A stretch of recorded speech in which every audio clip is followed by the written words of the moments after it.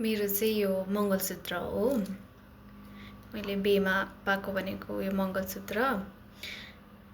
अनि it's so good क्या, कस्तो राम्रो छ। जस्ट लुक एट इट होइन। मलाई चाहिएको पनि यहाँ तिनवटा कालो एभ्रिडे युजको लागि चाहिएको थियो क्या मलाई। बेसिकली म एभ्रिडे लाउँथेँ पनि, एभ्रिडे चलाउँथेँ पनि। तर कस्तो भयो भने यहाँको हिप अस्ति चुडियो क्या, चुडेर झऱ्यो।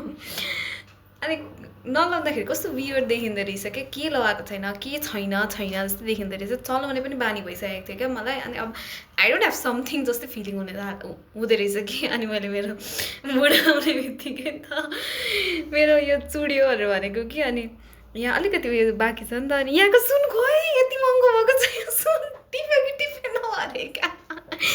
यो चुडियोसित मतलब छैन, यहाँको बाँचेको सुन कहाँ गयो अरे के यस्तो रिस उठेको अरे। तर सुनको भाउ पनि त्यति नै बढेको छ। It's so nice, so nice. कस्तो राम्रो छ कि। मलाई यो कति कति कति कति मनपर्छ। एभ्रिडे युजको लागि नै बनाएको थिएँ मैले, एभ्रिडे लाउन मिलोस् भनेर। तर अब नेपाल गएर बनाउनुपर्छ फेरि। चुडी त गयो, के गर्नु। कस्तो नराम्रो देखिँदो रहेछ क्या, के लगाएको छैन जस्तो देखिँदो रहेछ कि। I love you. कस्तो माया हुँदो रहेछ कि फेरि सुरुचोटि पाएको कुराहरूको चाहिँ। म यही बनाएर यही लाउँछु भरसक। अरू कुनै मन परेन भने, अरू कुनै मन पर्यो भने अरू कुनै। It is so nice, so nice, so nice. I love it.